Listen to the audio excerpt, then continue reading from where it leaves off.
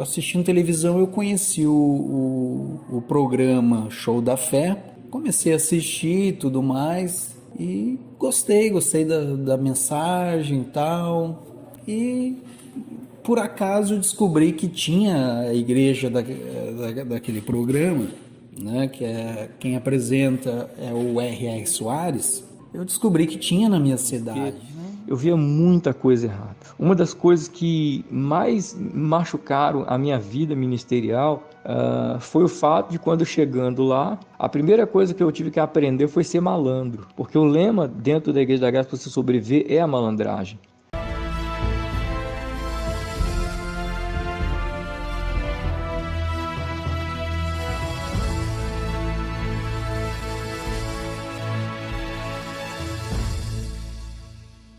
Eu vou me apresentar como LT Neto, que é a forma como eu sou conhecido também nas redes sociais, no próprio YouTube. A minha história, ela começa na Igreja Universal do Reino de Deus. Eu me converti na Igreja Universal do Reino de Deus ainda na década de 80.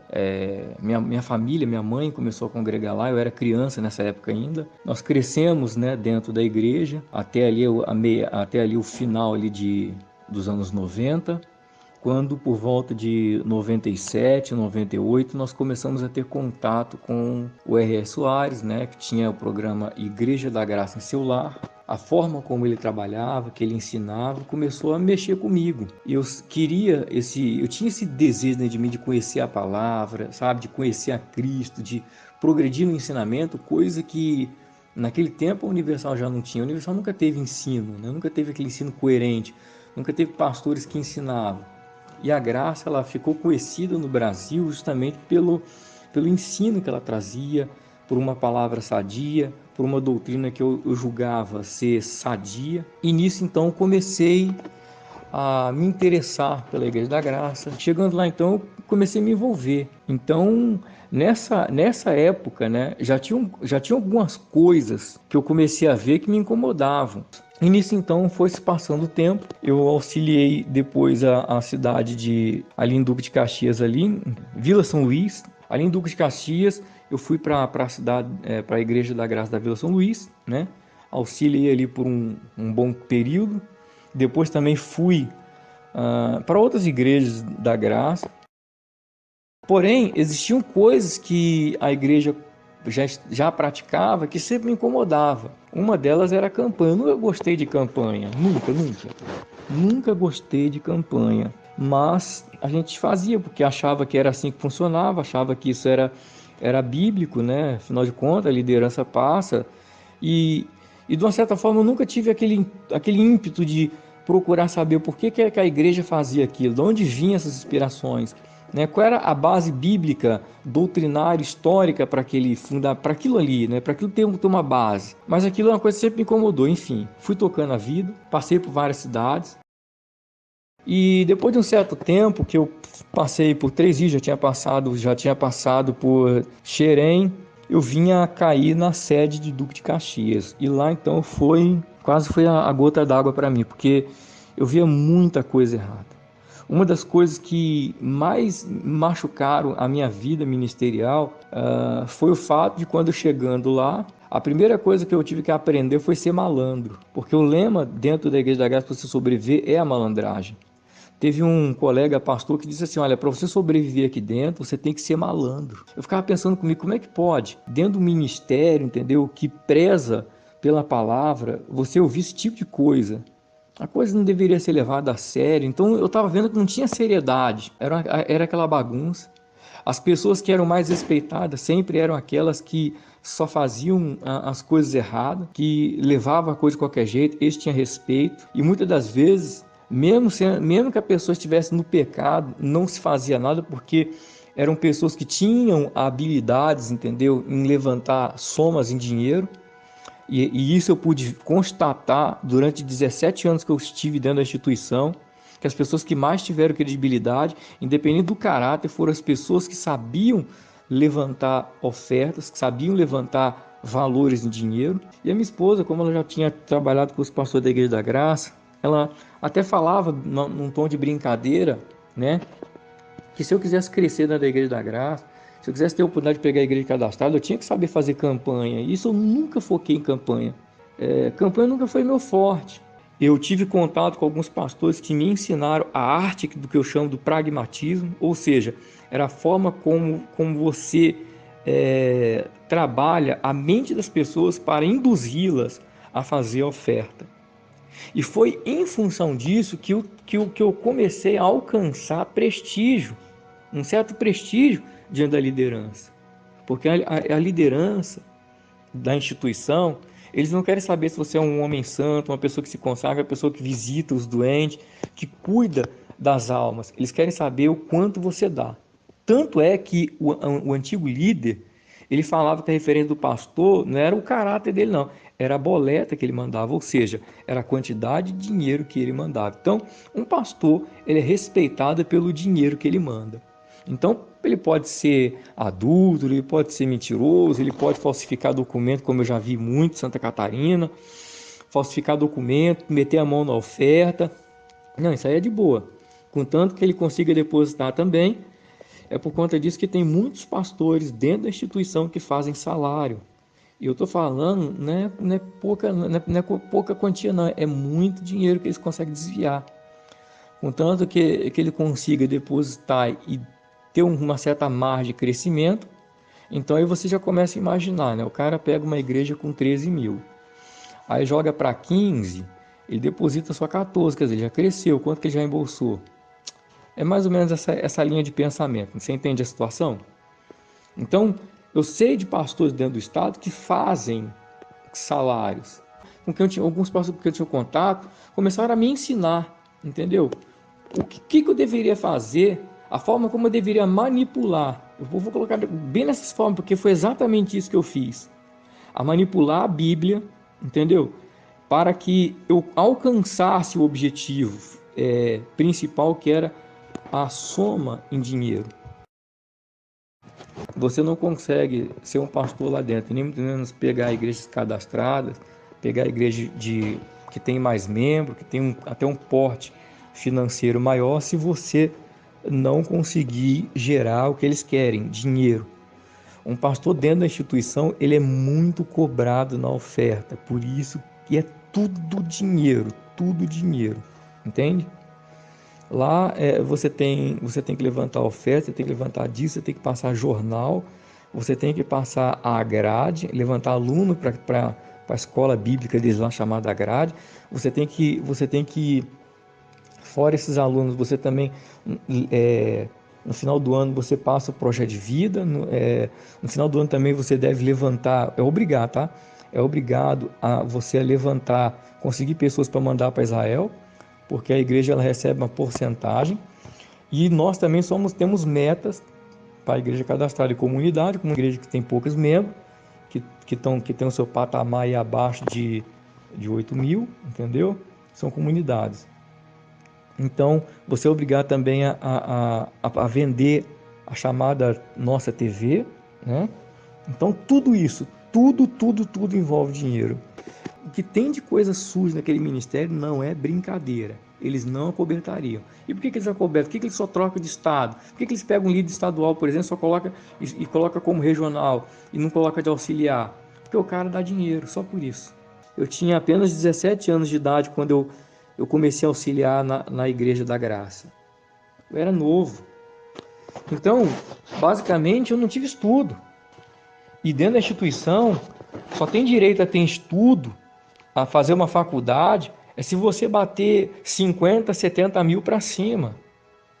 Um pastor ele só tem direito a estudo se ele tiver uma igreja e bater 70 mil para cima. Aí pode-se pensar na possibilidade da igreja pagar a faculdade para o cara. Do contrário, o cara leva fumo.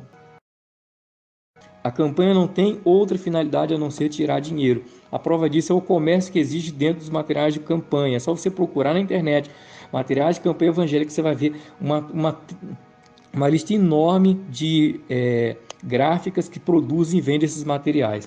Aí eu pergunto para você, ouvinte, onde está Cristo no meio disso? Onde é que está o evangelho dentro disso? O evangelho aqui no Brasil, meu irmão, é uma tremenda máquina de gerar dinheiro.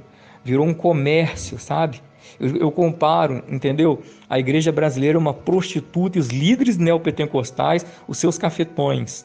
Eles são cafetões da fé. Eles prostituíram e prostituem o evangelho. E esse evangelho que é pregado dentro das igrejas neopentecostais e pentecostais, que é um evangelho que manipulam, que as pessoas, entendeu? Que fere os pastores, que tratam a obra de Deus, meu irmão, como um comércio, entendeu? Como um mercado, tem que ser condenado.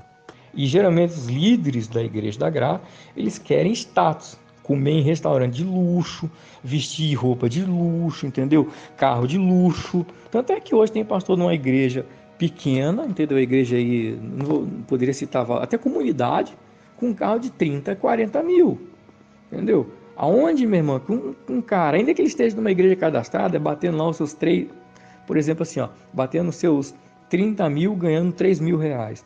Não tem como um cara que ganha 3 mil reais ter um carro de 70, 80 mil reais.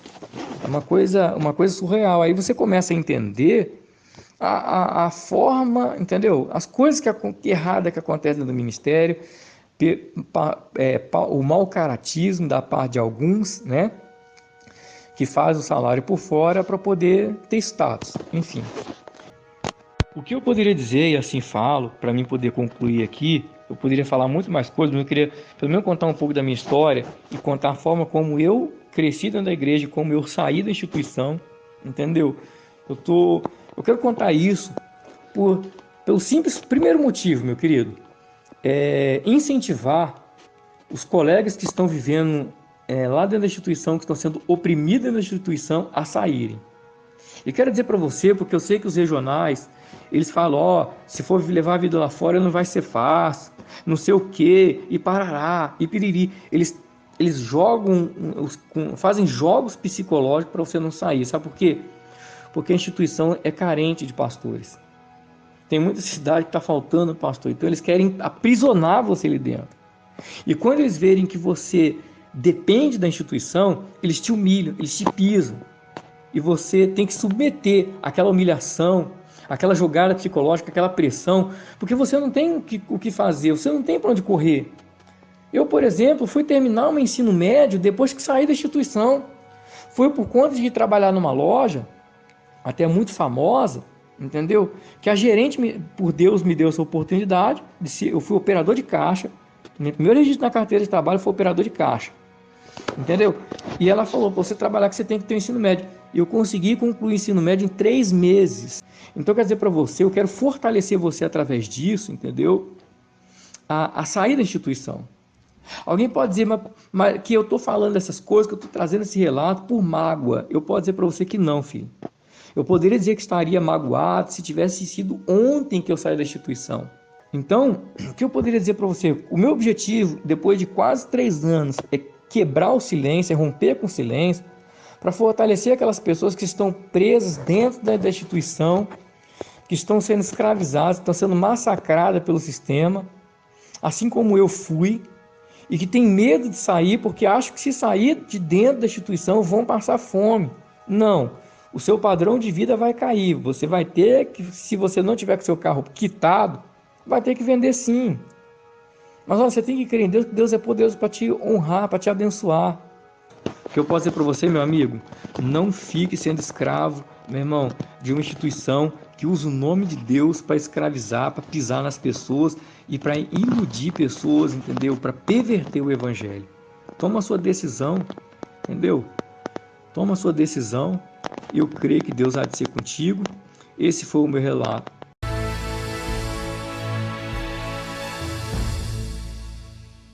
Para quem não me conhece, meu nome é Wagner, fui pastor de uma igreja neopentecostal por cerca de 10 anos. Me converti na minha adolescência, né, através da minha mãe. Minha mãe lá na década de 60, final da década de 60, início da década de 70, e na juventude dela, ela conheceu o Evangelho na Assembleia de Deus, era a única igreja evangélica que havia aqui na minha cidade. Eu moro em Capão da Canoa, hoje eu moro em Capão da Canoa. Lá pela, eu acho, final da década de 80, surge, né, nasce aqui na cidade a primeira igreja neopentecostal, que era uma igreja liberal que se falava, né? A primeira igreja assim que não tinha usos e costumes e tal. Uma das minhas irmãs, a minha irmã mais velha, se converte nessa igreja. Eu começo a ir na igreja ainda criança com ela, porque a igreja ficava um pouquinho longe de casa, então eu ia com ela até mais para fazer companhia. Ela me levava e ali eu fui já criança, ouvindo, né? A igreja sempre chamava as crianças para cantar na frente, no altar e tal. Eu começo a partir de então a frequentar a igreja com a minha mãe, ouvindo e tal, cresci ali dentro. Depois na minha adolescência eu vim a me batizar ali e tudo mais. Depois de um tempo eu acabo saindo da igreja e fico um período sem mais na igreja, tal, aquela questão de jovem, né? Porém, já em 2003, por eu conhecer o evangelho e tudo mais, eu comecei a ter sentir aquela necessidade de buscar a Deus novamente, ter aquele contato com o evangelho e voltar para mais perto de Deus, né? E daí, assistindo televisão, eu conheci o programa Show da Fé, comecei a assistir e tudo mais, e gostei da mensagem e tal, e por acaso descobri que tinha a igreja daquele programa, né, que quem apresenta é o R.R. Soares. Eu descobri que tinha na minha cidade, né? Daí um belo dia lá e tal, eu disse, eu vou visitar essa igreja, eu preciso, né, ter um contato, voltar a ter esse contato com Deus e com o evangelho e tal. Eu continuei indo e tal, e daí você vai ali ouvindo e tal. Para tudo existe uma justificativa e as coisas são muito bem amarradas, vamos dizer assim. E fui mudando de ideia e tal, comecei a aceitar assim aquela doutrina da teologia da prosperidade e tal. Fui participando dos cultos e cada vez mais também acreditando em tudo aquilo que era passado, ensinado, né? Fui ali seguindo aquele ensinamento que é dividido e ensinado para as pessoas, que muitos já sabem, né? Qual é o fundamento, as bases da teologia da prosperidade, dessas igrejas neopentecostais que utilizam muito do método das campanhas e tudo mais. Nessas igrejas, o pastor, muitas vezes ele tem que utilizar do carisma dele para poder segurar as pessoas dentro da igreja. Porque como a teologia da prosperidade, ao mesmo tempo que ela traz muita gente para dentro do templo, ela tira também muita gente, né? Pela questão financeira, né? Tanto ela diz que Deus vai te enriquecer, como ela também te empobrece, né? Porque ela vai pedir muito dinheiro, ela vai pedir muita ajuda financeira do membro. Então muitas pessoas acabam saindo. Então o pastor tem que utilizar um pouco do carisma dele para segurar as pessoas. Então no momento que tu tem um auxiliar que talvez esteja as pessoas tratando ele bem, gostam dele, o pastor se sente ameaçado. Para eu ter um programa na Bandeirantes todos os dias e pagar 10 milhões para Bandeirantes, que é o que eu calculo que eles estejam pagando hoje, se não é mais de 10 milhões por mês, para eu ter tudo isso, eu tenho que judiar dessas pessoas, eu tenho que tirar um jovem de dentro da casa dele, onde ele é bem tratado, onde tem dificuldade, mas não chega a esse ponto, onde ele não é humilhado, onde ele tem amor, ele tem respeito, tirar ele do trabalho dele, onde existe uma CLT que protege ele, que diz que ele trabalha 8 horas por dia, que ele tem direito a férias, que ele tem direito a intervalo, e eu vou tirar esse cara desse contexto, eu vou trazer para dentro desse contexto da igreja, para usar esse cara, fazer ele sofrer tudo isso e ainda dizer que eu prego o evangelho, dizer que é uma igreja de Jesus, do evangelho. Isso não é evangelho. você fazer esse tipo de coisa. Porque o pastor, todos os dias, ele chegava na igreja meio-dia. Quer dizer, ele tinha bastante tempo para descansar. Terça-feira, segunda-feira, ele não fazia nada. Terça-feira, eu ia para Torres, ele não abria a igreja. Na quinta-feira, eu ficava com a igreja aberta. No sábado, eu limpava a igreja com os obreiros. E depois tinha o culto dos jovens. Quer dizer, ele tinha bastante tempo para dormir em casa, para descansar, para passear com a esposa dele, que nem ele passeava com a esposa dele e tudo mais, descansava. Mas o auxiliar fica ali sofrendo num trabalho desumano. Então, hoje eu vejo como a igreja se aproveita desse tipo de trabalho. Os pais precisam prestar muita atenção quando os seus filhos saem de dentro da sua casa e vão participar, entrar no ministério pastoral dessas igrejas, porque de fato essas igrejas vão se aproveitar muito do trabalho desse seu filho. Tem que haver um cuidado aí. Esse era o contexto desse trabalho. A rotina era, no caso, fechar envelope, varrer a igreja nos intervalos, né? Evangelizar na porta da igreja. O trabalho do auxiliar é aquele, é substituir o pastor nos horários que não tem culto, preparar as coisas das campanhas. Então, você imagina você ficar numa função dessa 30 dias, das 8 da manhã às 10 da noite, e você não ter direito a uma folga. A pessoa cansa. Imagina você ficar dentro de uma igreja 30 dias sem botar o nariz para fora, sem você ter um lazer, você ter um descanso. Qual trabalhador no Brasil trabalha numa situação dessa? E daí uma igreja que se diz pregar o evangelho faz isso com um trabalhador? Daí eu faço essa pergunta para você, Rafna, e para os seus inscritos. É certo isso? Usar a questão do chamado de uma pessoa, usar a questão do trabalho, daí de tanto eu ficar, o pastor começou a ver que eu estava naquele ciclo há meses, que ele começou às vezes, não eram todos, às vezes um sábado de tarde, ali às 3, 4 horas da tarde, ele dizia assim, tu pode ir na casa da tua mãe, mas 8 horas da noite tu tem que estar aqui. E ele fazia aquilo ali achando ainda que ele estava fazendo muito, que ele estava me dando muita coisa. Eu queria que um juiz da vara do trabalho ouvisse esse relato, porque se um juiz do trabalho tivesse ouvindo e soubesse e vivenciasse a experiência que eu passei, que hoje muitos auxiliares dentro de muitas igrejas por aí estão vivendo isso, eu acredito que muitos juízes do trabalho iriam ter uma noção do direito do trabalho relacionado à questão pastoral muito diferente, porque é uma questão desumana.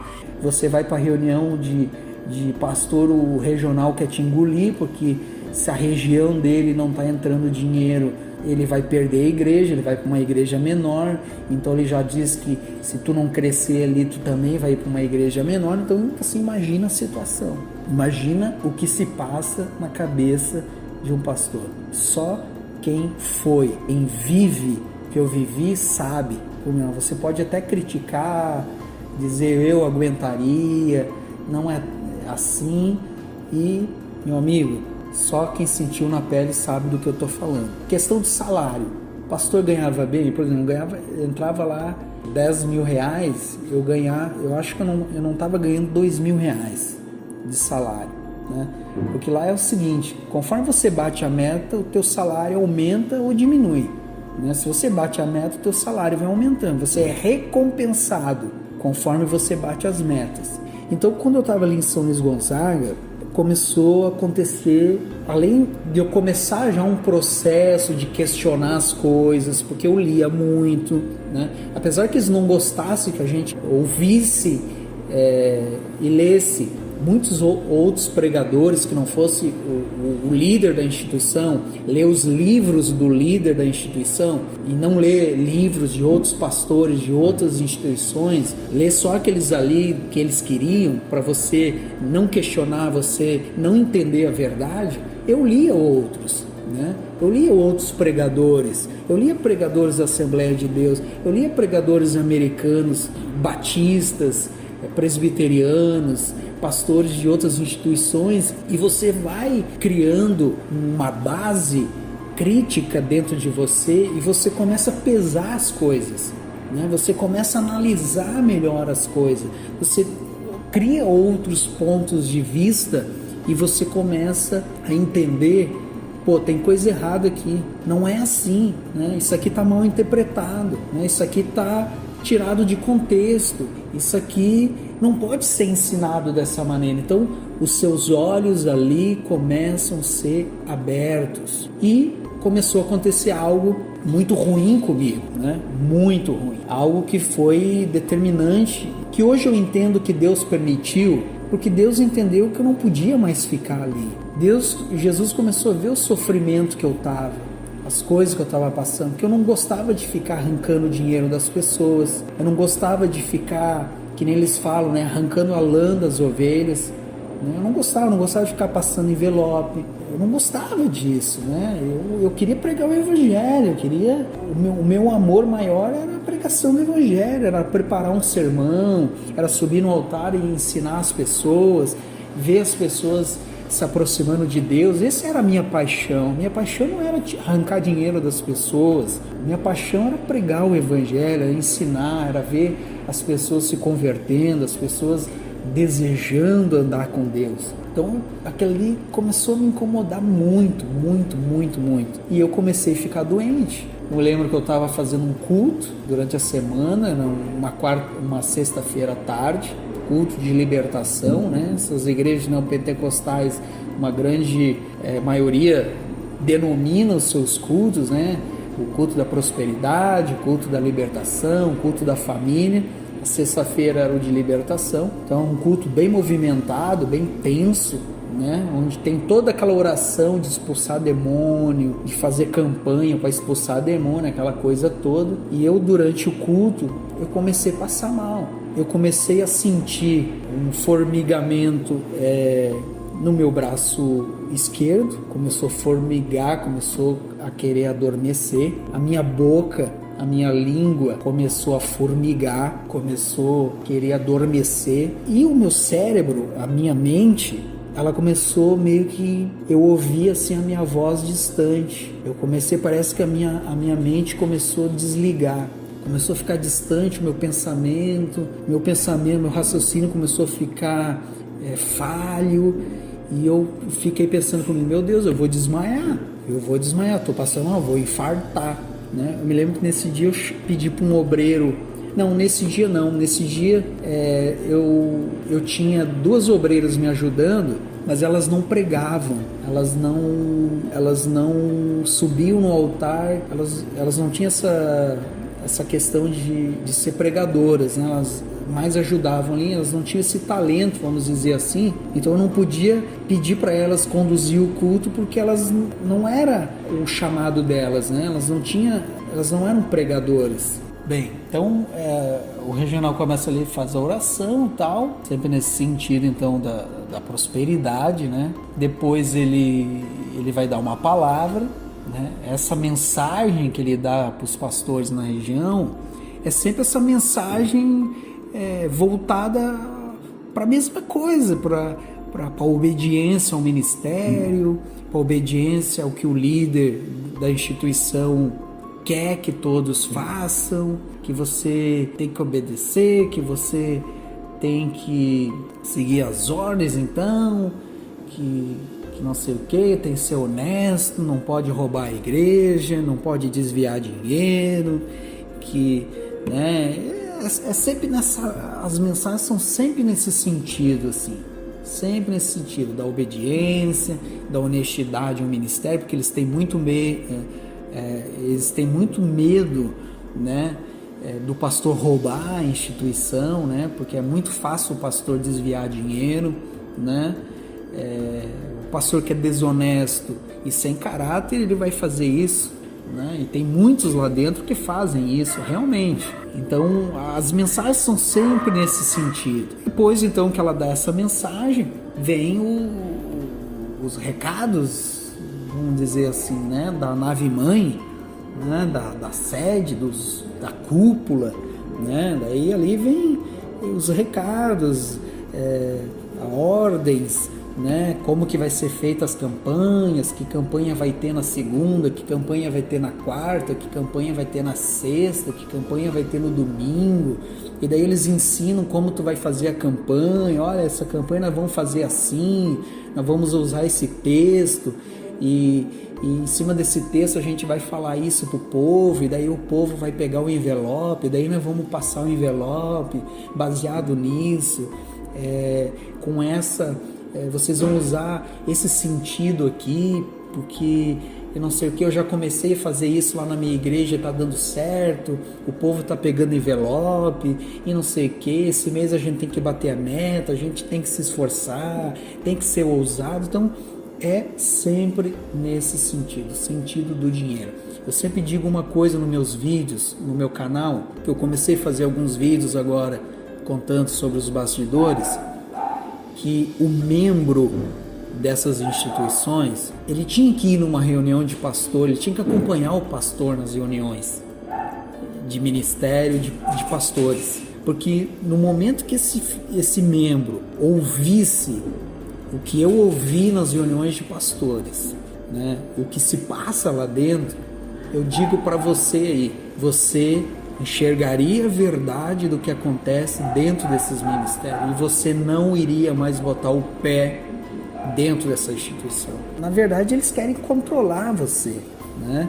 Porque eles não querem que você vá percebendo os erros teológicos, que você vá percebendo os deslizes, né? Quando eles pegam um texto na Bíblia e eles tiram fora do contexto e eles, em cima desse único versículo, eles fazem uma doutrina, eles fazem algo para arrecadar dinheiro das pessoas, porque tudo, infelizmente, é para arrecadação de dinheiro, de meios financeiros. E também há aqueles pastores que estão ali, meu amigo, ele está ali porque ganha bem, né? Ele está ali porque o salário é bom, né? Ele está ali mesmo para tirar dinheiro, porque ele não quer ser um pedreiro, ele não quer ser, sei lá o que, ele não quer ser um funcionário de uma outra empresa, né? Ele não quer vir para o meio corporativo, ele ali está muito bom para ele, é um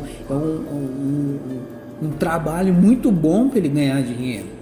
Então ele fica ali, se tiver que arrancar tudo que uma pessoa tem, ele vai fazer, porque ele já é mau caráter. Se o líder lá dizer para ele, esse mês você tem que arrancar 30 mil, te vira, ele vai fazer, como eu vi isso acontecer, né? E mais para frente eu vou contar como. Então a reunião de pastor, ela tem essa dinâmica, as orações, o ensino, a campanha, como você vai fazer a campanha, o texto, tudo é muito bem direcionado. Então às vezes você acha que o pastor tirou aquilo ali da cabeça dele, não, ele já vem orientado. Eu me lembro que antes de eu sair do ministério, nós recebíamos no e-mail, o regional mandava um e-mail dizendo para você como você ia fazer a campanha e como que tinha que fazer, qual o texto utilizar, né? Até hoje eu tenho nos meus e-mails para comprovar isso. Então você vê que se um membro fosse o seu pastor e participasse de uma reunião de pastor dessa, meu amigo, você não iria mais nessas instituições.